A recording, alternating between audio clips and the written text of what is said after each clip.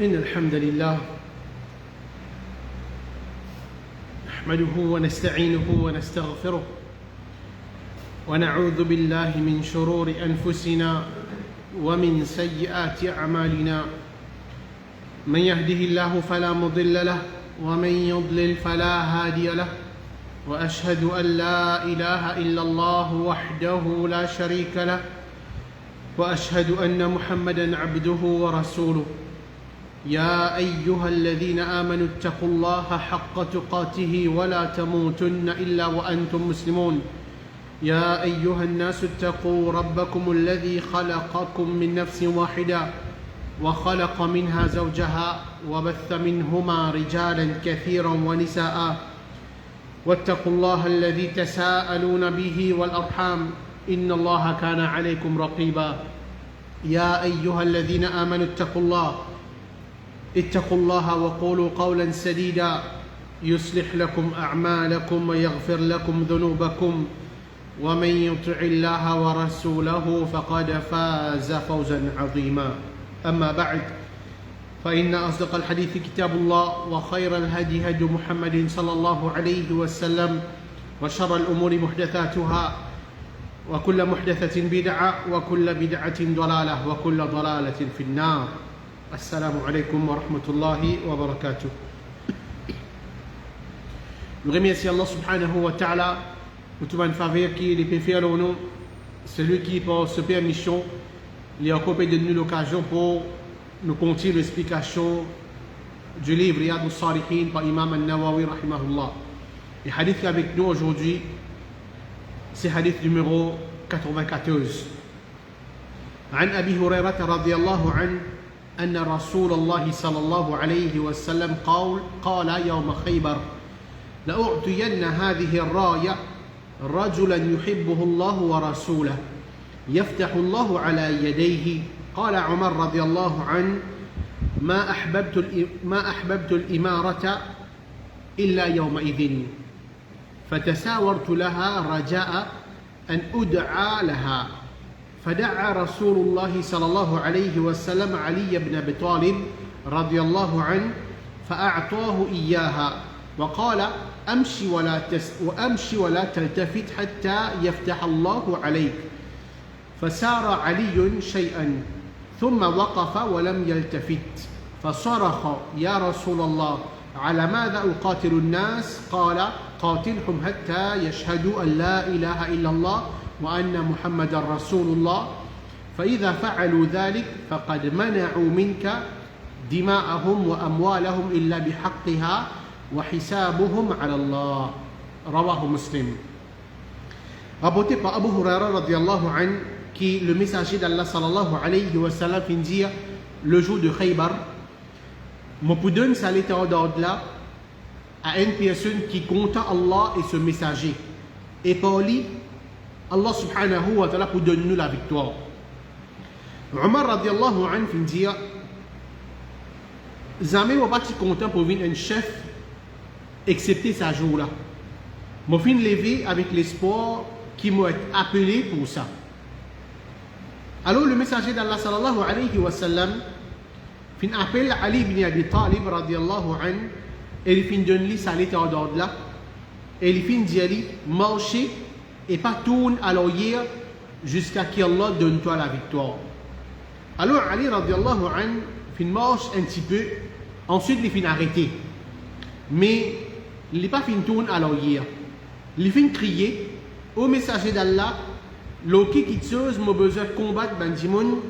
Le prophète Muhammad sallallahu alayhi wa sallam fin dire: combattre jusqu'à qu'ils aient témoigné qu'il n'y a aucun vrai ilah qui mérite l'adoration excepté Allah subhanahu wa ta'ala, et qui Muhammad sallallahu alayhi wa sallam est le messager d'Allah. Si je fais ça, je descends et je richesse viennent sacrée excepté par le droit de sa kalima là et le jugement de Allah subhanahu wa ta'ala. Et ce hadith dans Muslim. Narrateur de ce hadith là, c'est Abu Huraira radiallahu anhu. Toujours le rédia un petit peu concernant cela vie. Alors ce kunya c'est Abu Huraira radiallahu anhu, et ce nom c'est une divergence même un ulama Et majorité de ulama fin dire, il appelle Abdurrahman ibn Sakhr al-Dawsi. Et dans l'époque de Jahiliya, ce nom est Abdu Shams. Ensuite, quand il a accepté l'islam, le prophète Muhammad sallallahu alayhi wa sallam, fin ce nom et fin appelé par Abdurrahman.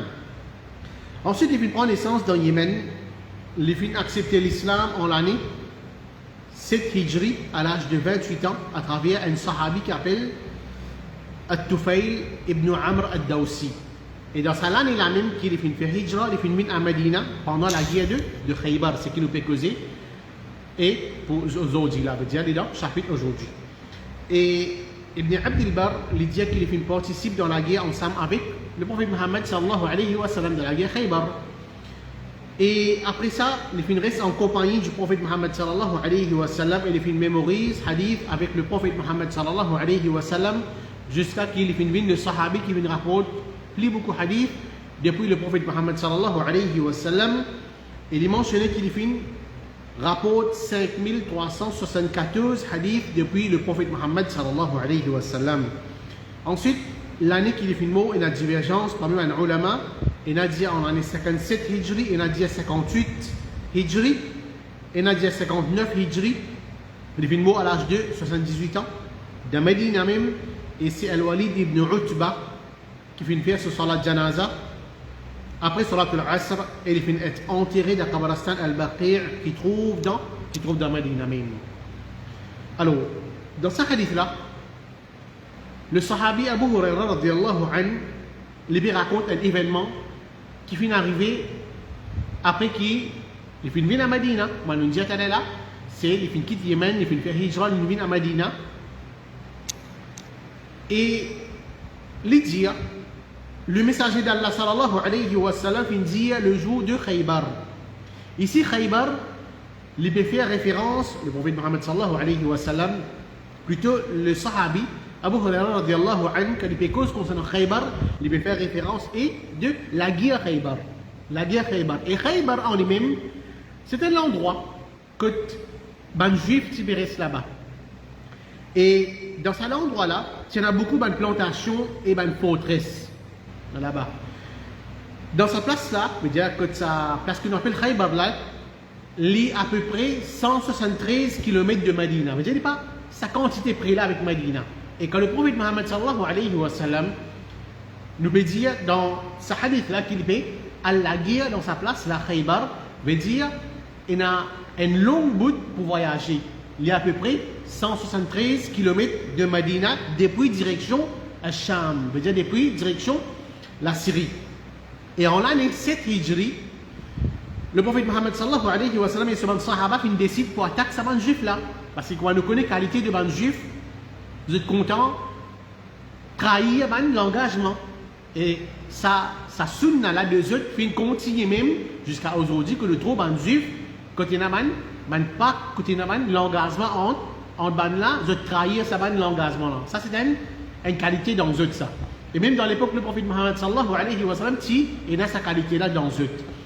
Alors, le prophète Muhammad sallallahu alayhi wa sallam et ses sahaba décident pour la guerre, pour l'attaque ces juifs là. Et pendant que les musulmans puis attaquent ban là sauvé, cassé dans sa forteresse qui est là dans cet endroit là.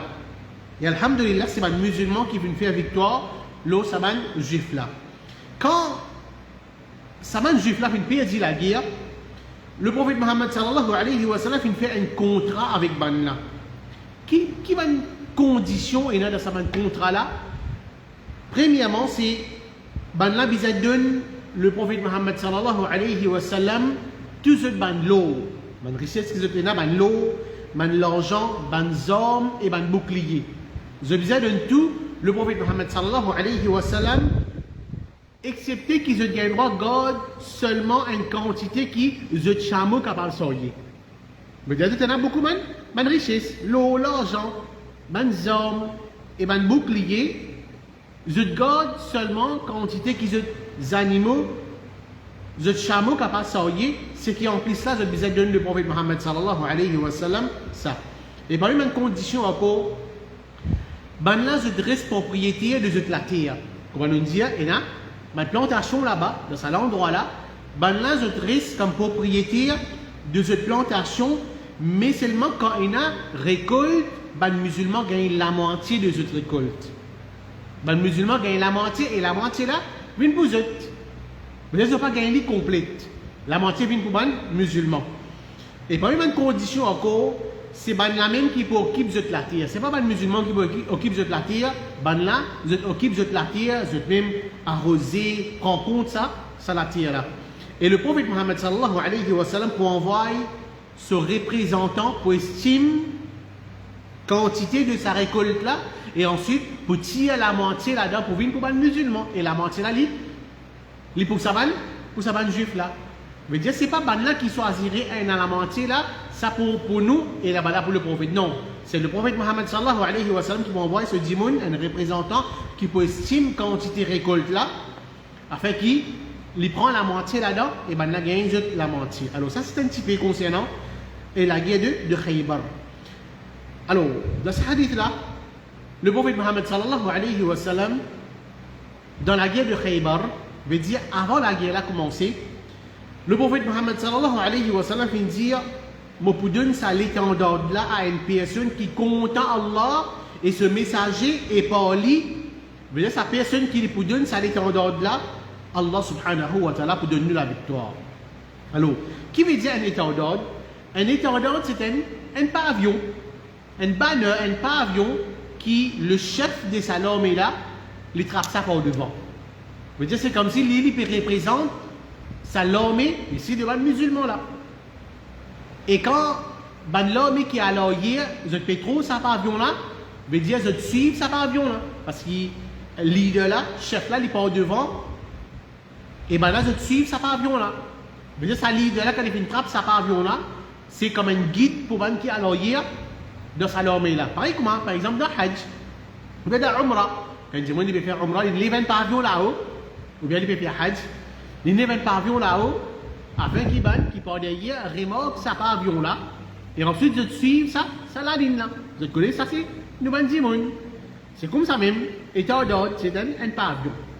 Alors, seulement, le prophète Mohammed sallallahu alayhi wa sallam, quand il décide pour donner ça à un sahabi, ça l'état d'ordre là, ça pavillon là, mais seulement, ce n'est pas n'importe qui sahabi. Le prophète Mohammed sallallahu alayhi wa sallam, il met une condition qui s'en a, il peut donner ça pavillon là, à qui s'en là, à qui sahabi. Alors, il mentionné là-dedans, qualité qui bizarre il a dans sa sahabi là, dans sa compagnon là, c'est une personne qui compte Allah et ce messager. Une personne qui compte Allah et les content ce messager. Les content le prophète Mohammed sallallahu alayhi wa sallam. Dans l'autre riwayat, il est mentionné qu'il est content Allah et ce messager et Allah et ce messager content lui. Les contents, les mêmes sadimoun là, c'est lui qui vous gagne cet avion là, les contents Allah et ce messager. Les bases c'est un seul côté. Le côté aussi pareil, Allah et ce messager content ça sadimoun là. Alors, ça c'est une grande qualité. Donc sadimoun là, c'est lui qui vous gagne ça. Ça l'étendard là, ça pas avion là. Alors, normalement, quand un dimoun il peut prétendre, il te connaît, moi je suis content Allah moi. Moi je suis content le prophète Mohammed sallallahu alayhi wa sallam, moi. Zis prétend, ça prétend qu'il fait, sa prétention là, pas obligatoirement qu'il vraiment est content Allah subhanahu wa ta'ala, et pas obligatoire qu'il vraiment Allah et son Rasoul content lui. Par exemple, un dimoun, quand il y a un problème, il y a demande un dimoun mort. Ça même dimoun, quand on vous trouve lui, on vous dit comme ça, bah, il est content Allah ou content Rasoul ou, et oui, mais je suis content Allah moi. Et les cas ils sont contents Allah plus que nous. Les cas pas contents le prophète, nous ne sommes pas achiqués Rasoul, nous sommes contents Allah nous. Mais ça même dit quand il y a des problèmes, il peut chercher avec Allah, il va le demander avec Bandimoun Mo, il cherche aide avec Bandimoun Mo. Alors, est-ce que ça dit là qui veut prétendre, moi je suis content Allah, moi je suis achiqué Rasoul, moi, est-ce que Allah content ça dit là? Bien sûr, parce que Allah subhanahu wa ta'ala, on a dégoût pour ça dit là, parce que il veut faire shirk avec Allah, il quitte le créateur pour aller demander un dimoun mort qui n'est pas capable de donner. Et si le prophète Mohammed sallallahu alayhi wa sallam est vivant, bien sûr qu'il faut un dégoût pour un monde pareil, parce qu'il est considéré comme un mouchrik. Alors, pas tout le monde qui dit mon compte Allah, mon compte Rasoul, obligatoirement qu'il Rasoul et Allah subhanahu wa ta'ala content ça dit monde là. Mais ici, le prophète Mohammed sallallahu alayhi wa sallam fait témoigner. C'est lui qui vous gagne ça l'étendard là, ça pavillon là, ça dit monde là dans lui-même. Vraiment, il est content Allah subhanahu wa ta'ala, il est content le prophète Mohammed sallallahu alayhi wa sallam. Et en retour aussi, pareil, Allah content sa dimoun là. Et le prophète Mohammed sallallahu alayhi wa sallam content sa dimoun là. Ensuite, hadith a dit, et par lui, Allah subhanahu wa ta'ala pour donner nous la victoire. Le prophète Mohammed sallallahu alayhi wa sallam, l'infini fait connaître qu'il sa dimoun qui bougagne sa l'état d'ordre là. Pour payer Michou Allah subhanahu wa ta'ala, ça peut venir une cause, un moyen pour qui Allah subhanahu wa ta'ala donne ban musulman la victoire dans sa guerre de Khaybar là.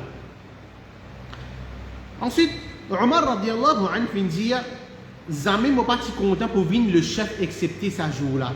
Alors Omar radiallahu anhu, les tiens du monde qui est faux, les tiens du monde qui est solide, mais seulement sa qualité qu'appelle vin chef là, normalement, ça n'est pas dans la qualité de Omar radiallahu anhu. Vous voyez qu'on trouve beaucoup de monde, la guerre pour vin chef, et non moi qui peux contrôler, non moi qui vous vin chef, moi qui vous occuper telle place. Mais Omar radiallahu anhu, il veut dire, vous n'avez pas si content pour venir un chef, pour la guerre, pour venir à la tête, pour contrôler le monde. Excepté sa jour là. Excepté sa jour qui le prophète Mohammed sallallahu alayhi wa sallam, les vous donne sa part avion là, dit sa jour là qui comment dire, me peut ressentir dans moi et plutôt moi qui gagne ça. Moi qui viens le chef dans sa guerre là, moi qui gagne sa part avion là, pour tenir par avion de l'islam dans la guerre de Khaybar. Alors qui fait Omar radiallahu anhu, l'incontent pour venir le chef dans sa situation dans ce moment là, parce que le prophète Mohammed sallallahu alayhi wa sallam qui dit, c'est lui qui gagne sa pavillon là, il est content Allah et il est content ce prophète. Et Allah et ce prophète content sa dimoun là. Alors si Omar radiallahu anhu, il gagne sa étendard là, sa pavillon là, alors comme s'il gagne garantie, comme si il gagne témoignage du prophète Mohammed sallallahu alayhi wa sallam en deux mots, oh toi Omar, toi tu es content Allah et son Rasoul, et Allah et son Rasoul content toi. Alors c'est à cause ça qui Omar radiallahu anhu, il veut dire, jamais on va te content comme une chef moi. Et que c'était juste ça jour là, même qui, mon vie gagne, comme si, garantie qui vraiment Allah subhanahu wa ta'ala content moi. Et le prophète Mohammed sallallahu alayhi wa sallam content moi, si le prophète il gagne, il demande ça, mais dire correct. Alors Omar radiallahu anhu, il a envie de gagner ça. Ça l'était en dehors de là. Les dire, m'a fait lever avec l'espoir qui m'a appelé pour ça. Omar radiallahu anhu, quand il dit, m'a fait lever pour ça, veut dire comme si il était présent devant le prophète Mohammed sallallahu alayhi wa sallam plusieurs fois. Veut dire, il ne passe pas contre le prophète Mohammed sallallahu alayhi wa sallam, pour qui, on va nous dire dans le langage, il veut montrer le prophète Mohammed sallallahu alayhi wa sallam figure. Pour que le prophète Mohammed sallallahu alayhi wa sallam capable d'arriver à un moment, le prophète Mohammed sallallahu alayhi wa sallam trouve Omar, appelle-lui, donne-lui ça pavillon là. Alors plusieurs fois, il peut montrer figure, il peut passer contre le prophète Mohammed sallallahu alayhi wa sallam, il peut attirer l'attention du prophète Mohammed sallallahu alayhi wa sallam. Et c'est pas juste Omar radiallahu anhu qui peut faire cette action là. C'est pas juste Omar radiallahu anhu qui peut envie de gagner sa pavillon là, mais tout le monde sahaba qui est présent, qui pendant ça la nuit là, c'est dans la nuit, c'est demain qui la guerre va commencer là. Alors tout le monde sahaba parce que le prophète peut faire les tours, et montrer figure pour que le prophète Mohammed sallallahu alayhi wa sallam appelle un parmi, donne-lui ça, et en dehors de là. Donc ça montre nous qui qualité que tu as dans le sahaba, c'est je te garde l'espoir pour qu'ils gagnent sa faveur là depuis le prophète Mohammed sallallahu alayhi wa sallam comme un signe qui prouve votre iman, qui vraiment vous compte Allah, vous êtes dans l'amour pour Allah subhanahu wa ta'ala et le messager d'Allah sallallahu alayhi wa sallam, et qui ban là aussi Allah et le messager d'Allah, sallallahu alayhi wa sallam, content ban là, et aussi montrer votre courage. Montrer votre courage qu'ils obtiennent là pour sa dîne là. Ensuite, le sahabi dit, alors le messager d'Allah, sallallahu alayhi wa sallam, fait un appel à Ali ibn Abi Talib. Il fait un appel à Ali ibn Abi Talib, radiallahu anhu, et il fait une donne ça à l'état d'ordre là. Mais c'est pas Omar, radiallahu anhu, malgré que je peux ouler pour gagner ça, l'état d'ordre là, mais c'est pas lui qui gagne ça. Le prophète Muhammad, sallallahu alayhi wa sallam, fait un appel à Ali, radiallahu anhu. Veut dire, quand il arrive le matin, dans la nuit là, quand il arrive le matin, le prophète Muhammad sallallahu alayhi wa sallam fait Ali radiallahu anhu. Et dans notre riwayat, il mentionné que dans ce moment-là, Ali radiallahu anhu est parti bien. Ce ligier est malade et tu fais gagner douleur. Alors, quand le prophète Muhammad sallallahu alayhi wa sallam fait un appel à Ali radiallahu anhu, il connaît qu'il peut souffrir ce ligier. Le prophète Muhammad sallallahu alayhi wa sallam fait une crache dans ce ligier et ensuite il fait une dua pour lui et il fait une guérison. Et Ali radiallahu anhu, quand il fait une guérison, de suite, comment dire, ce ligier fait bien une qualité qui, comment dire, jamais il pas de la douleur là-dedans. Ça c'est le miracle du prophète Muhammad sallallahu alayhi wa sallam. Le prophète fait dua, ce ligier bien, comment dire, dans le passé il n'y a pas de même douleur dans sa ligier là. Alors ensuite, le prophète Muhammad sallallahu alayhi wa sallam donne à Ali radiallahu anhu sa pavillon là. Alors ça montre nous valeur de Ali radiallahu anhu. Si Ali radiallahu anhu gagne sa pavillon là, ça montre qu'il vraiment sincèrement il est content Allah subhanahu wa ta'ala et le prophète Muhammad sallallahu alayhi wa sallam et Allah et ce prophète aussi content Ali radiallahu anhu. Parce que le prophète il peut dire, c'est lui qui vous gagne ça, il est content, c'est lui qui les plus content Allah et son prophète, et Allah et son prophète pour contredire. Ça a montré valeur Ali radiallahu anhu parmi tant de man sahaba. Et aussi, et moi nous connaissons Ali radiallahu anhu, le quatrième calife de l'islam, et aussi les parmi man qui finit nouvelle jannat la même. Alors pareil, comment Allah subhanahu wa ta'ala et Rasul Muhammad sallallahu alayhi wa sallam content Ali radiallahu anhu, nous aussi nous invitons sa dimouna pour content Ali radiallahu anhu en tant que sahaba. Il y a un sahaba, nous comptons tous sahaba, et spécialement quand nous faisons Ali là-dedans, nous comptons Ali radiallahu anhu, nous pas exagérer dans Ali radiallahu anhu. Ensuite, après qui, le prophète Muhammad sallallahu alayhi wa sallam donne à Ali, ça l'état d'ordre là. Le prophète Muhammad sallallahu alayhi wa sallam dit Ali, marchez et pas tourne à l'oeil jusqu'à ce qu'Allah donne-toi la victoire. Alors, qui fait le prophète Muhammad sallallahu alayhi wa sallam quand il finit de donner sa pavillon là, il dit allez, commence à marcher. Marcher et pas tourne à l'oeil. Pas tourne à l'oeil. Qui fait le prophète il dit ça? Peut-être une parmi les raisons pour qui Ali radiallahu anhu n'est pas déconcentré. Parce qu'il y a une mission là. C'est lui-même qui dirige l'armée des musulmans. Il ne faut pas qu'il comme s'il est déconcentré. Par exemple, quand il est dans droite, il est dans gauche, il est à l'arrière, mais ça arrive à un moment quand il est détourné depuis sa concentration. Tandis qu'un démon, il est droite, il est concentré, ça lui plaît meilleur. Par exemple, dans la salade, un démon, il peut faire salade, nous gagnons l'autre pour guider place que nous ferons pour poser dans sajda. Et quand démon, par exemple, il peut guider d'un côté droite, il peut guider d'un côté gauche, il peut guider là-haut, alors ça lui déconcentre dans ce salade. Et il y a une autre explication qui va nous donner, qui fait le prophète Injali sa parole là. Le prophète Muhammad sallallahu alayhi wa sallam peut mine quand dès l'ennemi, quand dès l'armée fait une zone. Quand l'ennemi et le musulman fait une zone dans le champ de bataille, le prophète Muhammad sallallahu alayhi wa sallam peut conseiller pour qui pas tourner les deux. Pas tourner les deux par aller jusqu'à ce qu'Allah subhanahu wa ta'ala donne la victoire. Alors ça c'est l'explication qui va le prophète Muhammad sallallahu alayhi wa sallam Injali marcher et pas tourne à l'arrière jusqu'à ce qu'Allah donne toi la victoire. Ensuite, le sahabi dit, alors Ali radiallahu anhu fait marche un petit peu et ensuite il fait arrêter. Mais il n'est pas fait tourne à l'arrière. Donc quand il finit gagner ça, pavillon là, il commence à bouger, il commence à marcher. Arrive un moment, Ali radiallahu anhu fait arrêter en place. il arrête en place, mais seulement quand il arrête en place, il n'est pas fini, tourne à l'orgueil. Parce que le prophète Mohammed sallallahu alayhi wa sallam, tu finis d'y marcher et pas tourne à l'orgueil. Il rappelle parole le prophète Mohammed sallallahu alayhi wa sallam, il pas tourne à l'orgueil. Il n'a pas envie de désobéir. Le prophète Mohammed sallallahu alayhi wa sallam, il n'a pas fini tourne se figure à l'orgueil. Ali radiallahu anhu fait crier. Il vient dire au messager d'Allah, l'autre qui chose, m'a besoin de combattre Bandimoun. Il va la guerre là. Il veut dire jusqu'à quel moment il a besoin de la guerre avec sa bande juif là. Il demande le prophète Mohammed sallallahu alayhi wa sallam jusqu'à quel moment il a besoin de continuer à combattre sa bande l'ennemi là. Le prophète Mohammed sallallahu alayhi wa sallam dit combattre jusqu'à qui je témoigne qui paie aucun vrai ilah qui mérite l'adoration excepté Allah subhanahu wa ta'ala et qui Muhammad sallallahu alayhi wa sallam est le messager d'Allah.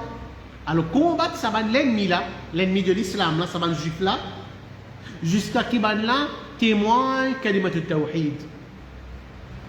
Jusqu'à qui va là témoigne kalimat la ilaha illallah Muhammad Rasulullah. Parce que kalimat al-tawhid c'est les tirs un démon depuis dans le shirk, dans le kufr, et il amène les vers l'islam. Après ça même qu'un non-musulman accepte l'islam, premier kalima qu'il dit, c'est kalima du tawhid. Ashhadu an la ilaha illallah wa ashhadu anna Muhammadan abduhu wa rasuluh. Quand il finit de dire sa parole là, à partir de là, il rentre un musulman. Il vient un musulman. Alors le prophète Muhammad sallallahu alayhi wa sallam fait conseiller à Ali radiallahu anhu continue la guerre avec ban là, tant qu'il ban là, pas dire sa parole, kalimat al-tawhid là. Alors ça montre nous que normalement un démon n'est pas gain droit tuer un musulman. Il n'est pas gain droit faire du tout un musulman, parce qu'un musulman c'est lui qui a kalimat al-tawhid dans celui qui a, et la kalimat dans celui qui a, il n'est pas gain droit tuer ban là. Il n'est pas gain droit la guerre contre ban là. Il n'est pas gain droit qu'aucun se du bien. Alors ça c'est le prophète Mohammed sallallahu alayhi wa sallam peut conseiller pour la guerre contre Banna tant qu'il ne pas dire ça, sa parole là. Et ensuite, le prophète Mohammed sallallahu alayhi wa sallam dit, si je fais ça, je dis sa parole là, je descends et je richesse viennent sacrée excepté pour le droit de sa kalima là. Veut dire si sa bande juif là prononce kalima tout tawhid, en d'autres mots, je deviens musulman. Alors tu ne besoin pas tuer ban là. Et tu ne besoin pas prendre ban là, je dis bien. Parce que ban là, je dois être considéré comme un musulman. Et excepté, moment qui te gagne droit, tu jettes malgré qu'ils se finissent, dire sa kalima là, je deviens un musulman. Et tu gagnes droit, prends je dis bien après qui je finis dire sa kalima là, c'est quand ban là fait kufr avec sa kalima là. Kabanla fait couvre avec kalimat al-tawhid. Là, malgré ça, tu as le droit de tuer Banla et tu as le droit de prendre Banla. Je dis bien. Par exemple, si nous retournons dans l'époque Abu Bakr radiallahu anhu. Et dans l'époque Abu Bakr radiallahu anhu, après la mort du prophète Muhammad sallallahu alayhi wa sallam, quand il était calife de ban musulman, premier calife de l'islam, Abu Bakr radiallahu anhu, quand il y a certaines mandimoun, il néglige zakat. Et dans certains mandimoun, il arrête de zakat. Alors Abu Bakr radiallahu anhu, qu'il fait, il la guerre contre Banda, il tue sa mandimoun là. Donc c'est pas un musulman qui, je ne prononce kalima tawhid. Mais seulement quand je nie ça l'obligation là, parce que je vais penser que zakat, c'est dans l'époque le prophète Muhammad sallallahu alayhi wa sallam qui visait donner. Quand le prophète Muhammad sallallahu alayhi wa sallam fait une mot, ils arrêtent de zakat.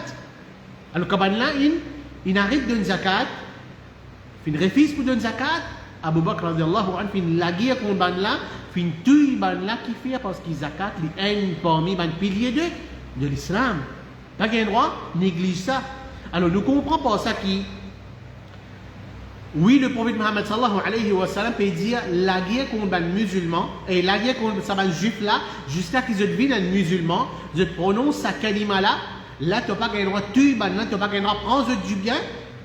Mais seulement si en cas, tu peut faire coffre avec ça, sa kalima là, là tu aurais droit tuiban là tu aurais droit prendre du bien de Saban qui peut faire couvre avec sa kalima là, malgré je ne récite sa kalima là.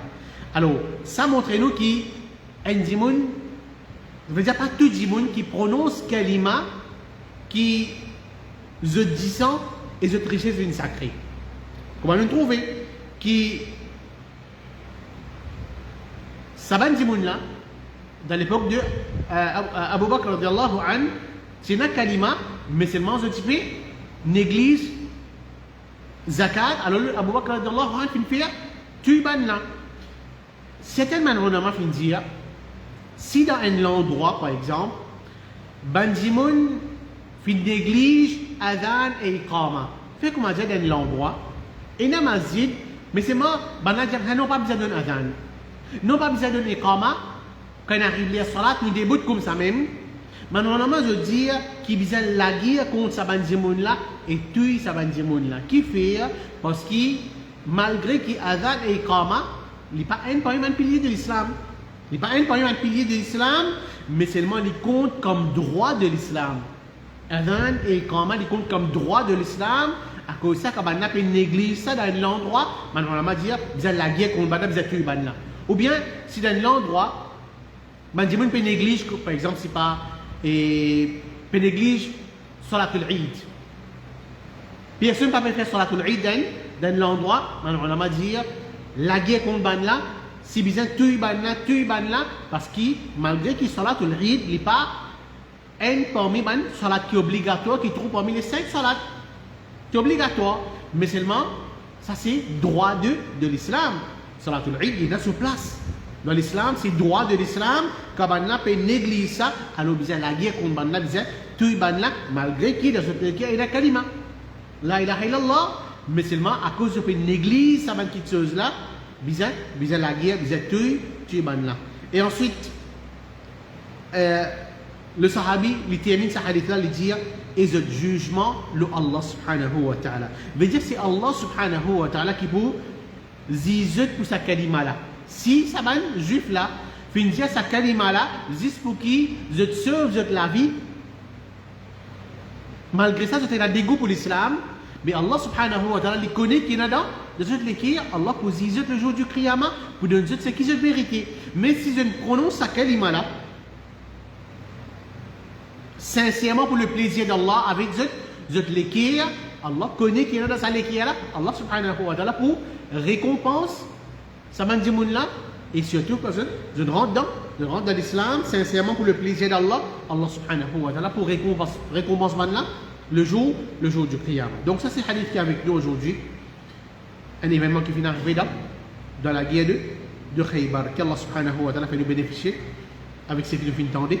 Wallahu a'lam wa sallallahu ala nabiyyina Muhammad wa ala alihi wa sahbihi ajma'in. Wassalamu alaikum wa rahmatullahi wa barakatuh.